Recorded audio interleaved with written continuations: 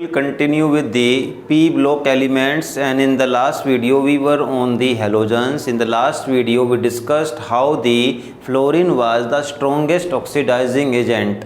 We discussed there that chlorine has high electron gain enthalpy, but still fluorine is the strongest reducing oxidising agent. वो क्यों किया था हमने, देखो oxidising agent का मतलब है जिसके इलेक्ट्रॉन को अपनी तरफ अट्रैक्ट करने की या इलेक्ट्रॉन को अपने अट्रैक्ट करने की पावर सबसे हाई हो, और वो फ्लोरीन की सबसे हाई है। वो क्यों है? क्योंकि फ्लोरीन का साइज़ क्या है? स्मॉल साइज़ है, और इसकी वजह से क्या है, इसकी बहुत very high hydration energy. Due to the small size fluorine has very high hydration energy, so despite having less negative electron gain enthalpy, it is a stronger oxidizing agent as compared to the chlorine. Okay, तो यहाँ पर ये question हमने last video में किया था। Then after that today we'll start with the interhalogen compounds. Okay, so what are interhalogen compounds?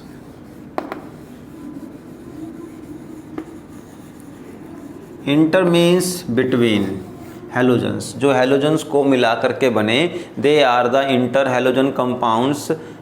For example, if I react Cl2 with F2, अब देखो क्या बनेगा, यहाँ बनेगा आपके पास ClF। अब मैं इसको FCl भी लिख सकता था, बट मैंने इसको ClF ही क्यों लिखा, क्योंकि रूल ये होता है कि पहले आप लिखते हो जो लेस इलेक्ट्रोनेगेटिव है, बिकॉज क्लोरीन की इलेक्ट्रोनेगेटिविटी कम है, पहले वो आएगा। Means in this pair it is electropositive actually. तो पहले Cl आया फिर F आया, इसको बैलेंस कर लोगे तो ये 2 ठीक बराबर हो जाएगा। ऐसे ही आप Cl2 प्लस F2 को बनाओ तो ये भी बन सकता है ClF3, वही इलेक्ट्रोनेगेटिव पहले, मोर इलेक्ट्रोनेगेटिव बाद में। बैलेंस कर लो इसको, 2 क्लोरीन है 2 से कर दो बैलेंस, 6 है तो 3 से कर दो। देखो अब आपको ज़रूरत नहीं है इसको क्रैम करने की, आपको करना क्या है, हाफ पोर्शन को ही बाद में कंप्लीट करके प्रैक्टिस करनी है। मैक्सिमम क्वेश्चन यही आएगा, कंप्लीट द रिएक्शन करके। ऐसे ही देखो आप बना सकते हो Cl2 प्लस I2। अब देखो क्लोरीन और आयोडीन में कौन लेस इलेक्ट्रोनेगेटिव है? आयोडीन, दैट्स वाई यहाँ बनेगा ICl। बैलेंस करने के लिए इसको आप 2 से मल्टीप्लाई कर दोगे। ऐसे ही Cl2 प्लस I2 से ये भी बन सकता है ICl3। अब देखो यहाँ पर 2I है, I2 2 से 2 × 3 6 3। अब इसका मतलब क्या हो सकता है, देखो कैसे क्वेश्चन आ सकता है। अगर यहाँ पर ये लिखा हो दैट फ्लोरीन इन एक्सेस, तो फिर ये बनेगा। एक्सेस का मतलब ये 1 में है तो ये 3:1:3, तो ये एक्सेस का मतलब 3 आ जाएगा। यहाँ सफिशिएंट अमाउंट है, no means neither the Cl2 or the F2 they are in excess amount, both are in sufficient amount, 1:1 ratio. ठीक है, तो जब आपके पास एक्सेस में आए तो बनेगा आपका higher compound like ClF3 ICl3। Otherwise अगर वो सफिशिएंट अमाउंट में है, एक्सेस में नहीं है, तो आप बना दोगे सिंपल ClF और ICl। तो ज़रा ध्यान रखना इस चीज़ का, अगर उसमें एक्सेस में दिया है तो फिर आप ये बनाओगे। हो सकता है कि वो बैलेंस ना करे, ऐसे देते हैं आपको करके, और नीचे लिखा हो एक्सेस, तो एक्सेस समझ जाना कि आपको यहाँ फिर 3 लगाना ही पड़ेगा। बैलेंसिंग भी ऐसे ही होगी, तो एक्सेस में इस तरीके से बनाना है। अगर एक्सेस नहीं दिया तो आपके पास ये या फिर ये तरीका आएगा। ठीक, अब देखो जरा ये ध्यान दो, बड़ा अच्छा सा क्वेश्चन है, ऑल्दो अब आपको समझ आ जाएगा क्वेश्चन ये वाला, कि हम कभी भी हेलोजेंस में फ्लोरीन को सेंट्रल एटम नहीं लेते।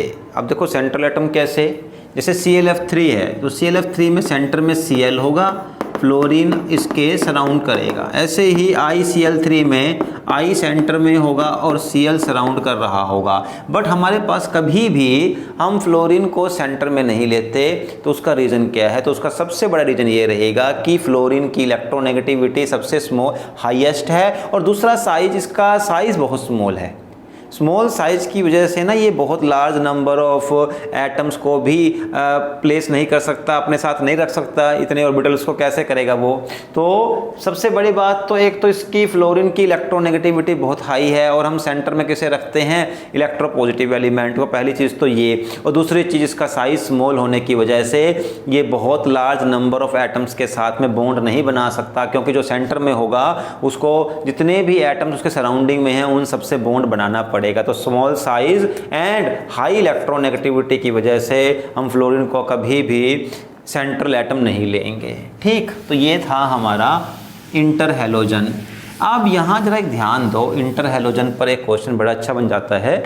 जैसे अभी हमने देखा, एक तो इंटर हैलोजन में अगर बात की जाए तो ICl है या IF3 है, कुछ भी बन जाता है, ठीक है, या फिर IFB है, कुछ भी बन जाता है। मैं एग्जांपल ले रहा हूँ यहाँ पर ICl का, और इसे कंपेयर करता हूँ I2 से या Cl2, किसी से भी।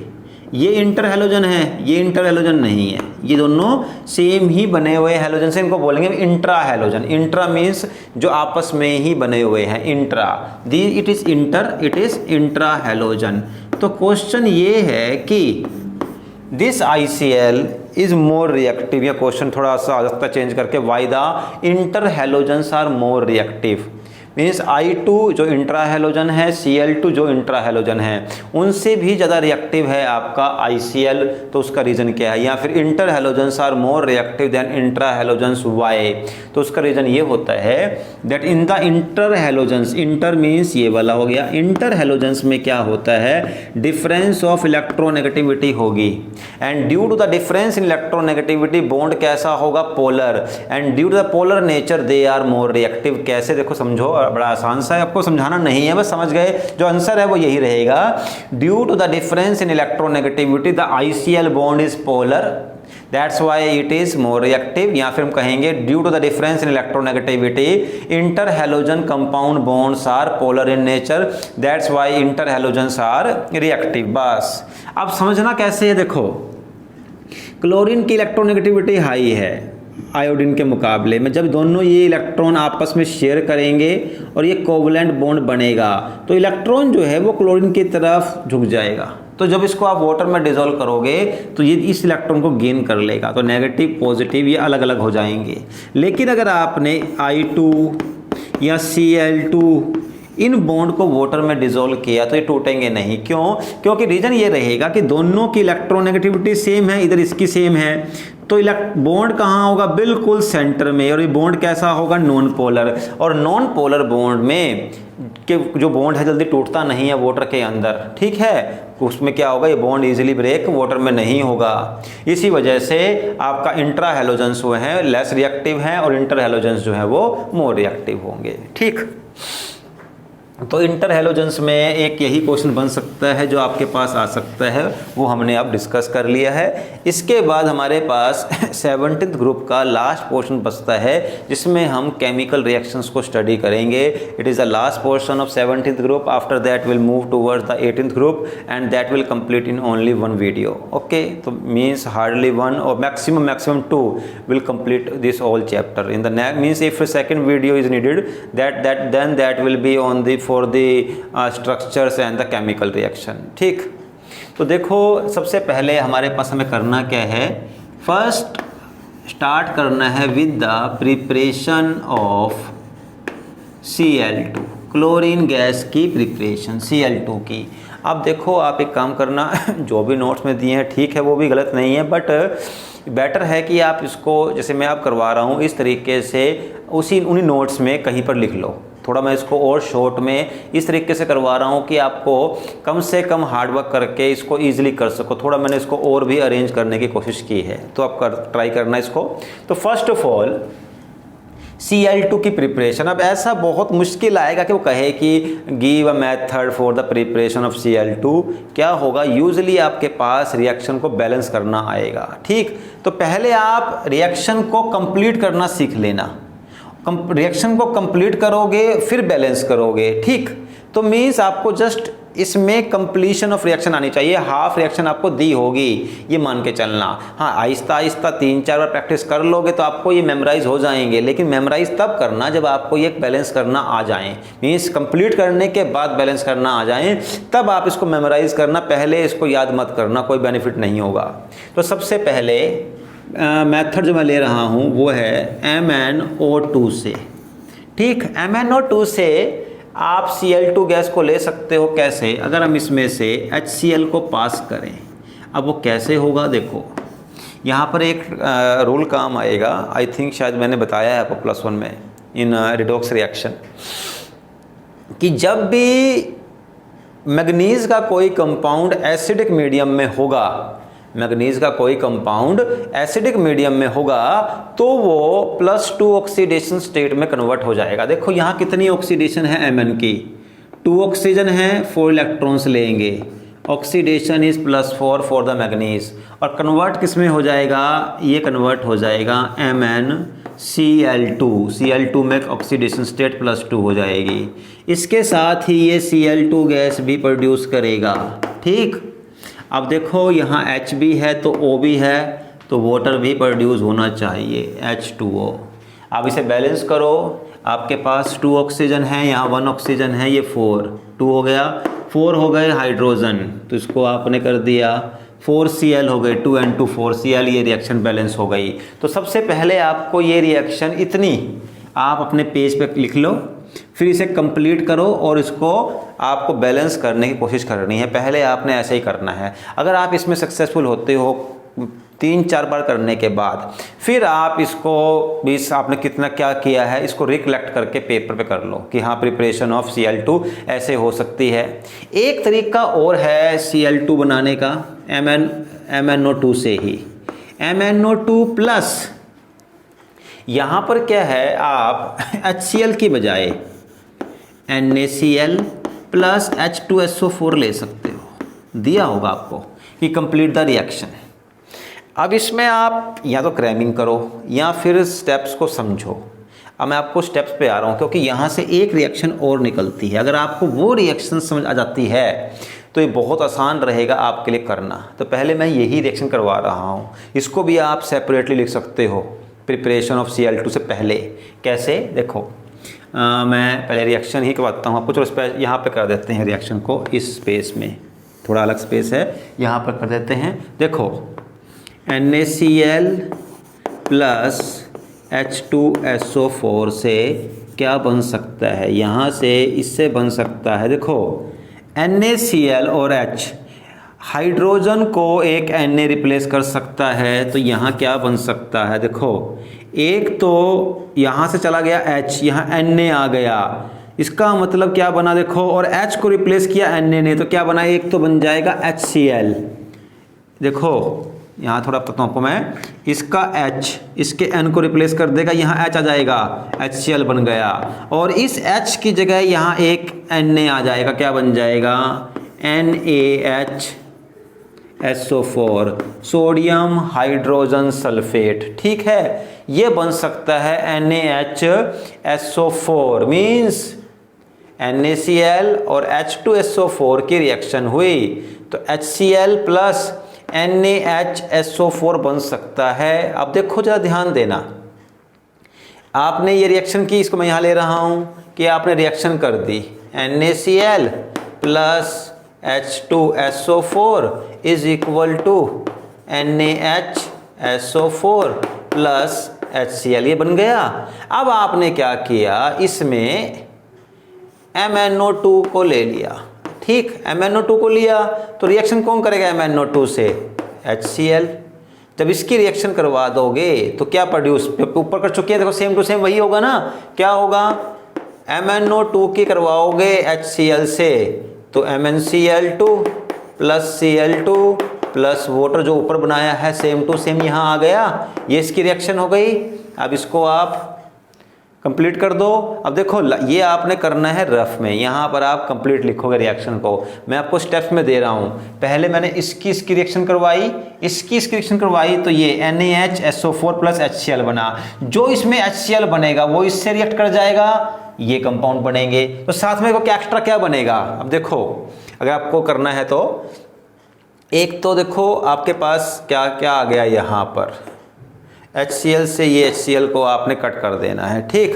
तो बनेगा क्या, MnO2 ये रहा प्लस NaCl प्लस H2SO4 से क्या बन जाएगा, देखो एक तो आप Cl2 पहले ले लो, बनाना Cl2 था, Cl2 प्लस MnCl2 ये रहा प्लस NaHSO4 प्लस H2, ये सब बनेगा, ठीक है। तो आप डायरेक्टली देखो, अब जरा ध्यान देना, इसका मतलब यहाँ पर भी इनडायरेक्ट वे में क्या प्रोड्यूस हो रहा है, HCl, और साथ में क्या प्रोड्यूस हो रहा है, NaHSO4। दो चीजें, इन दोनों को मिलने से क्या बनेगा, HCl, और इसका मतलब NaCl प्लस H2SO4 का मतलब क्या हो गया, ये समझना है आपको। देखो अगर क्रैमिंग करोगे तो बहुत मुश्किल हो जाएगा आपके लिए इसको मेमोराइज करना, समझ कर करो आप कि सोडियम क्लोराइड और जब आप मिलाओगे सल्फ्यूरिक एसिड को तो HCl प्रोड्यूस होगा, साथ में NaHSO4 होगा, और HCl जब इससे रिएक्ट करेगा तो सेम वही बन जाएगा। क्या क्या बनने वाला, ऊपर बना हुआ है MnCl2 Cl2 वाटर, और साथ में क्या हो गया, यहाँ पर अलग से क्या रह गया, NaHSO4, ये अलग आ गया। और बैलेंसिंग करनी है तो देखो उसकी बैलेंसिंग कैसे होगी, कितने Cl हैं यहाँ, 2 and 2 4, यहाँ एक है तो आप इसको 4 से मल्टीप्लाई कर दो। अब अगर 4 Na हैं तो ये कितने H को रिप्लेस करेंगे, 4H को रिप्लेस करेंगे, ठीक। और अगर आपने यहाँ, चलो अब देखो 4 Na लगा दिया तो यहाँ भी 4 लगा दो, तो 4 ही SO4 बन गए, तो यानी कि इसको भी आपको 4 से मल्टीप्लाई करना पड़ेगा। आप काउंट करो पूरे हुए नहीं हुए, Cl4 हैं, Cl4, 4 Na है, 4 Na, H जो है वो आपके पास 8 हैं, तो यहाँ पर कितने H हैं, H हैं आपके पास 4 and 2 6, और ऑक्सीजन कितने हैं आपके पास, ये लो, इससे करा पूरे हो गए, तो बैलेंसिंग भी हो गई आपके पास, ठीक है। तो ये रिएक्शन बैलेंस भी हो गई, थोड़ा सा कॉम्प्लिकेटेड रिएक्शन थी लेकिन स्टेप्स में की है और आप स्टेप्स में ही करना, ठीक, तो उससे आपको आसानी रहेगी। देखो इस रिएक्शन का इस रिएक्शन से लिंक है, और इस रिएक्शन का इस बात से लिंक है कि यहाँ पर HCl प्लस NaHSO4 बनता है। तो दो रिएक्शंस हो गई, इनको आप पेपर पे लिख लेना, अदरवाइज ये इस तरीके से प्लान करना आपके लिए मुश्किल हो जाएगा। अब इसके बाद एक लास्ट तरीका बचा हुआ है जहाँ पर आप Cl2 को Mn के कंपाउंड मीन्स Mn के कंपाउंड से Cl लेने का लास्ट तरीका, तो हम KMnO4 से बना सकते हैं।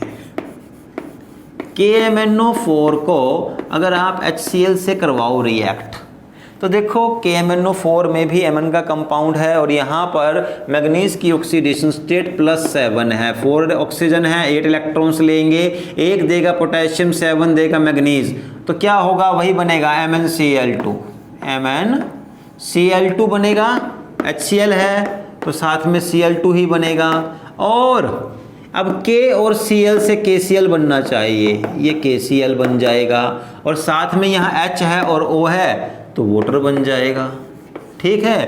तो ये रिएक्शन इस तरीके से हो जाएगी। अब अगर इसको बैलेंस करना है तो क्या करेंगे देख लेते हैं पहले तो आपके पास ऑक्सीजन है 4, वहाँ पर इसको 4 से करोगे, और Cl कितने हैं यहाँ पर आपके पास 1 हैं, तो 2 एक्चुअल में इसको यहाँ पर आप 2 से करोगे तो इसको 2 से कर दो, ठीक है। आप इसको रखना याद, लंबी कहानी बन जाएगी अदरवाइज। तो 2 KMnO4 2 KCl, अब यहाँ पर कितने Mn हो गए 2, तो यहाँ पर भी आपने 2 ले लिया, ठीक। तो कितने हो गए आपके पास, अब कितने हो गए आपके पास ऑक्सीजन, यहाँ पर देखो 4 8 ऑक्सीजन हैं, यहाँ कितने ऑक्सीजन हुए आपके पास, जस्ट 1, ठीक है, MnCl2, ठीक। तो देखो अब आपके पास यहाँ पर इसको आपने 8 से किया तो 16 हो गए ये वाले आपके पास हाइड्रोजन, ठीक, ठीक 16 ऑक्सीजन है, तो यहाँ पर आप रिएक्टेंट करोगे तो इसको आप 16 से मल्टीप्लाई कर दोगे, तो आपके पास कितने Cl हो गए हैं, 2 and 2 4 and 2 6 and 2 8। यहाँ पर आप इसको अगर 4 से करते हो तो 8 भी नहीं, 4 तो इसको आप 8 से करोगे तो कितना हो जाएगा 16, 16 एंड 4 20, तो यहाँ पर आप इसको 6 से करो 12, 12 एंड 2 14, हाँ ठीक है, तो आपको 5 से करना पड़ेगा। लो 5 से करोगे पूरे हो जाएंगे। देखो कितने Cl है यहाँ पे आपके पास, इससे करोगे 16, 5 इंटू 2 10, 10 प्लस 2 देखो 2 है ना यहाँ पर 12, 12 एंड ये 4 16, तो इस तरीके से आपकी रिएक्शन ये बैलेंस हो जाएगी। ठीक, तो ये बैलेंसिंग हो गई रिएक्शन की इसकी भी। तो आपको बस ये रिएक्शन पूरी करनी आनी चाहिए और बाद में बैलेंसिंग। बस कैसे करोगे, MnO4 का मीन्स मैग्नीज का कंपाउंड है, HCl है तो MnCl2 और Cl2 बनेगा और साथ में वाटर प्रोड्यूस होगा, बस इतना ही करना है। अगर K भी आ गया तो KCl, K आया तो KCl, अगर यहीं पे कुछ और होता तो उससे हम बना लेते कुछ ना कुछ। ठीक है, तो ये हो गया आपके पास एक preparation MnCl means chlorine gas की फ्रॉम द Mn कंपाउंड्स। अब इसके बाद हमारे पास कुछ और तरीके भी हैं। मीन्स तरीके क्या है कि जो आपके पास Cl2 गैस प्रोड्यूस हुई है उन्हें किस किस तरीके से यूज़ कर सकते हैं, कहाँ कहाँ पर Cl2 गैस की रिएक्शंस ले सकते हैं, और आपको ये कंप्लीट करने में ही आएगी। जैसे सबसे पहले हम Cl2 की रिएक्शन करवा सकते हैं अमोनिया के साथ, NH3 प्लस Cl2, और ये दो तरीके से हो सकती है, NH3 प्लस Cl2। अब कैसे लिखा आ सकता है, एक जगह लिखा आ सकता है कि आपके पास क्लोरीन जो है वो एक्सेस में हो, एक जगह लिखा आ सकता है कि आपके पास अमोनिया ये हो एक्सेस में। ठीक, अमोनिया जो है वो एक्सेस में हो। तो ध्यान रखना, अगर आपके पास ये एक्सेस में है क्लोरीन तो आपके पास क्या बनेगा, पहले बताता हूँ मैं क्या बनेगा, फिर उसका लॉजिक क्या होगा। तो पहले सबसे पहले आपके पास बनेगा यहाँ पर NCl3। ठीक, NCl3, और साथ में आप देखो यहाँ पर NCl3 बन गया, ये N और Cl3, तो बचा क्या H। अब H भी किससे रिएक्ट कर जाएगा, Cl से, तो यहाँ बन जाएगा HCl। ठीक, और अगर आपने यहाँ पर आपने NH3 अमोनिया को एक्स्ट्रा लार्ज अमाउंट में लिया तो फिर क्या प्रोड्यूस होगा। अगर आपने अमोनिया को लार्ज अमाउंट में लिया तो एक तो मिलेगा आपको NH4Cl और साथ में आपको यहाँ पर N2। अब ये कैसे हुआ, कैसे आप उसको मेमोराइज करोगे, क्या बनने वाला है, तो ध्यान रखना। देखो, अगर आपने क्लोरीन एक्स्ट्रा लार्ज अमाउंट में लिया है तो नाइट्रोजन के साथ में वो कंपाउंड बनेगा जिसके पास लार्ज अमाउंट में क्लोरीन हो। ठीक है, जब आपने Cl2 लार्ज अमाउंट में लिया है तो NCl3 बना, जो बनता भी है NCl3। लेकिन अगर आपने अमोनिया लार्ज अमाउंट में लिया तो वो कंपाउंड बनेगा जिसमें अमोनिया लार्ज अमाउंट में, जैसे कि अमोनियम क्लोराइड NH4Cl, तो when NH3 was in excess तो अमोनियम क्लोराइड बना। जब क्लोरीन एक्सेस में था तो नाइट्रोजन का क्लोराइड बना। ये आपका क्लोरीन लार्ज अमाउंट में है। ठीक, और यहाँ पे साथ में प्रोड्यूस क्या हो जाएगा आपका N2। तो आपको इस तरीके से ये रिएक्शन कंप्लीट करनी आनी चाहिए। अब इसी के बाद एक बहुत मीन्स वेरी मच इम्पोर्टेंट दो रिएक्शंस हैं, इन्हें आप जरूर कर लेना। ये क्वेश्चन की फॉर्म में भी आ सकते हैं। जैसे कि क्वेश्चन ये आ सकता है, right the equation when the Cl2 gas is pass through the NaOH। अब NaOH की भी दो कंडीशंस जाएंगी और दोनों ही कंडीशन में रिएक्शन थोड़ी सी अलग होंगी। पहले तो क्या कहेगा वो, NaOH में से जब Cl2 गैस पास करोगे तो क्या रिएक्शन होगी वो लिखनी है आपको। अब वो NH2 NaOH कौन सा दिया होगा, या तो दिया होगा ये कोल्ड एंड डाइल्यूट, या फिर ये दिया होगा हॉट एंड कंसंट्रेटेड। तो फर्क आएगा, देखो फर्क क्या आएगा।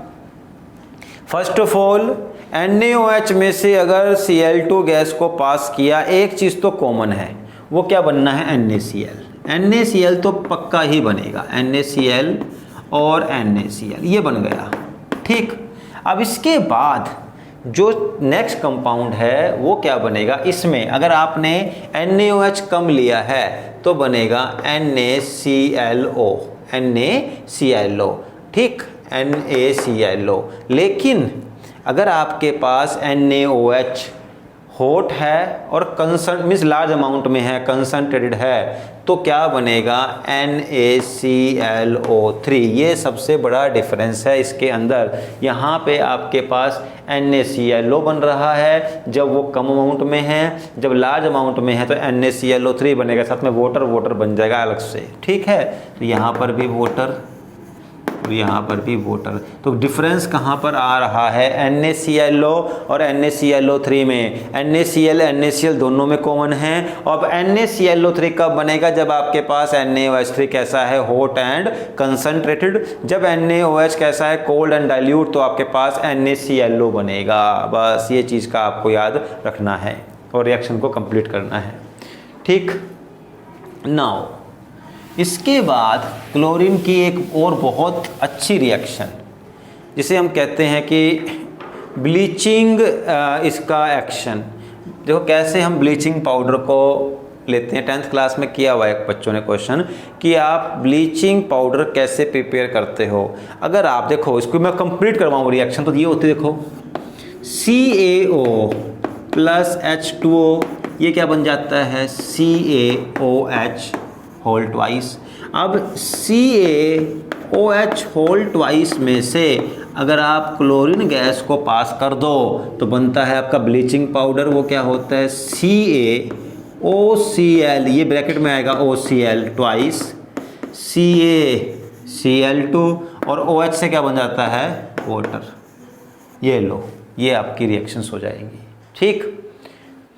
अब अगर आपको ये दिया हो, देखो इसमें ऐसा भी हो सकता है कि CaO, अब देखो ये तो चलो ऐसे हो गई, ये रिएक्शन तो अलग से ये हो गई और ये रिएक्शन अपनी अलग हो गई, बट इन दोनों कंबाइन कर दें तो क्या बन सकता है, वो दे सकता है आपको CaO plus H2O plus Cl2, complete the reaction. तो समझ जाना, पहले इससे क्या बनेगा वो बनाओ और उसमें फिर आप Cl2 पास कर दो। अब इसको चाहो तो इन दोनों को सेम करो, देखो ये, अब देखो ये इधर से ये और ये कट गया तो बचा क्या, CaOH2O Cl2 और बना क्या, CaOCl2 CaCl2 plus H2O, same ही बनेगा, ठीक।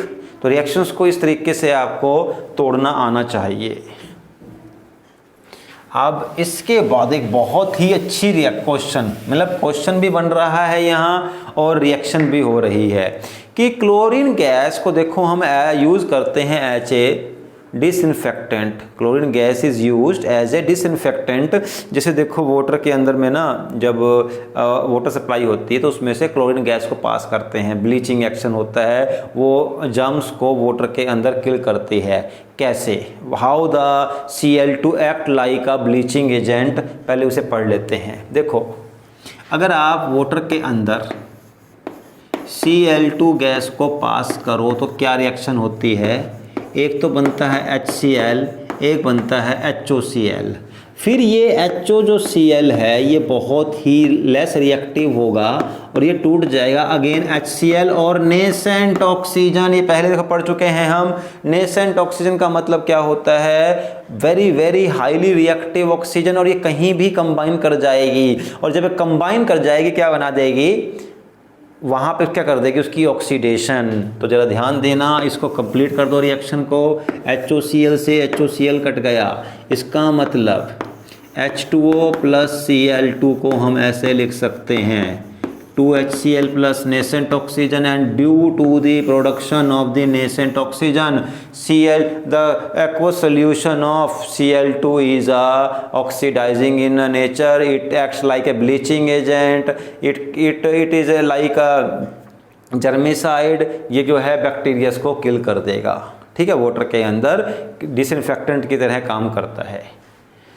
अब इसी में ही एक क्वेश्चन और बनता है, अगर हम क्लोरीन वाटर को बहुत देर तक एक रखें स्टैंडिंग पोजीशन में, उसको ना हिलाएं, बिल्कुल स्टिल रखें, तो इसका येलो कलर गायब हो जाएगा। इसका मतलब अगर आप क्लोरीन गैस को पास करते हो वाटर में तो येलो कलर प्रोड्यूस होगा, बट बहुत देर तक आप इसको अगर ना डिस्टर्ब करो तो येलो कलर गायब हो जाएगा। क्यों?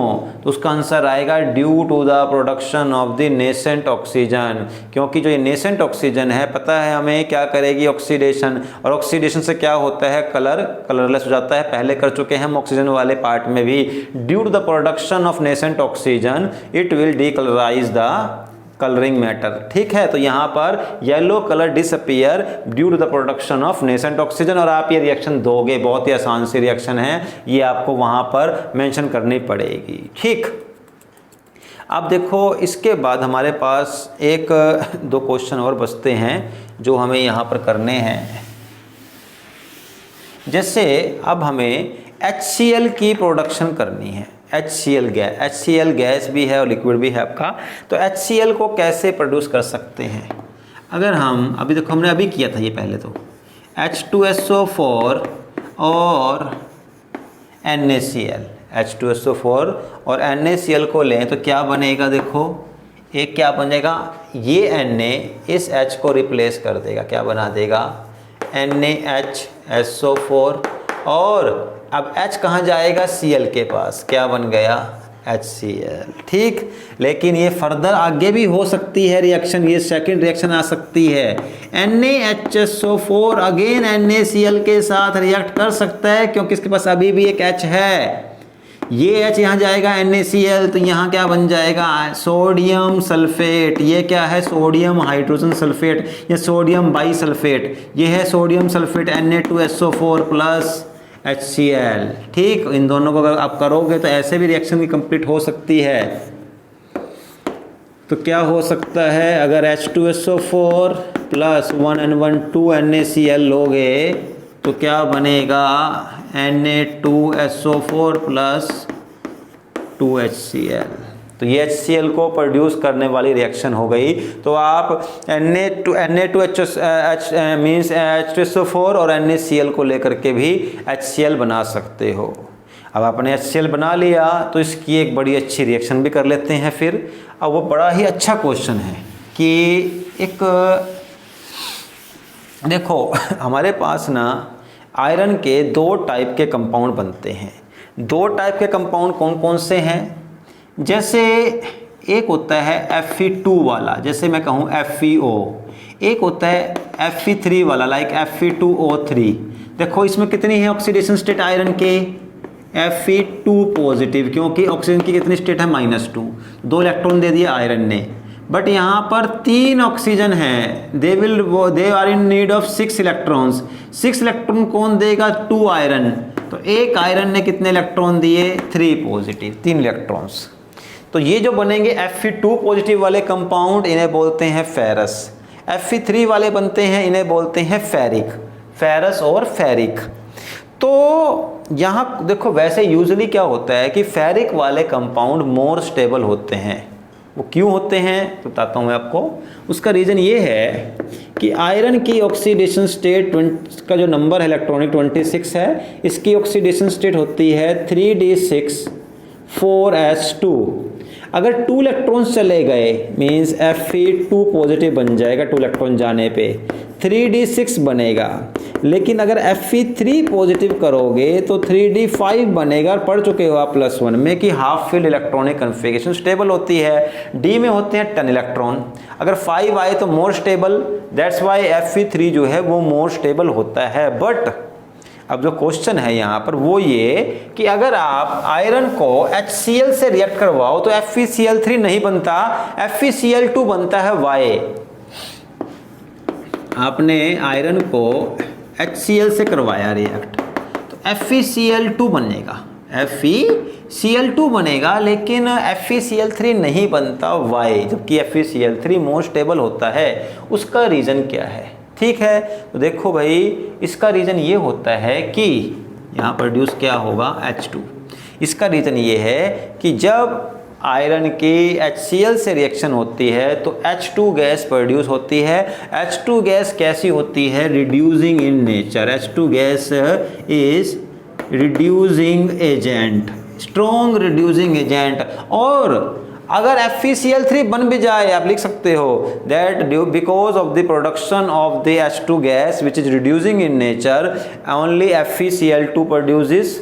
इफ सम FeCl3 फॉर्म्स, मान लो बन भी गया FeCl3, if FeCl3 forms then this reducing agent will reduce it। reduce का मतलब क्या होगा, again FeCl2 plus HCl, ठीक है ना। तो ये जो H2 है, हाइड्रोजन जो है वो इसकी रिडक्शन कर देगा FeCl2 में, means decrease in oxidation state +3 से +2। क्यों? क्योंकि इसमें आपके पास हाइड्रोजन गैस प्रोड्यूस होती है। And now the last question of this whole group, 17th group, the last question that was in 10th class also, the same is here, aqua regia। what is aqua regia? देखो aqua regia एक special mixture है acids का, HCl और HNO3 का। अब देखो जैसे हमारे पास बहुत इनर्ट गैसेस मेटल्स होती हैं, जैसे कि sodium, like gold, silver, platinum. तो गोल्ड, सिल्वर, प्लैटिनम जो है ये नॉर्मली एसिड्स में डिज़ोल्व नहीं होती, तो इनको डिज़ोल्व करने के लिए हमें एक स्पेशल मिक्सचर की ज़रूरत होती है, that is known as aqua regia. So aqua regia is use to dissolve very inert metals like gold, silver and platinum. And what is aqua regia? जिसमें HCl और HNO3 हों, HCl हाइड्रोक्लोरिक एसिड और nitric acid 3:1 ratio, बस 3:1 ratio of HCl and HNO3 is known as aqua regia। So this is all in this 17th group, and now the 17th group is complete, and in the next video we'll complete this whole chapter. Okay, thank you.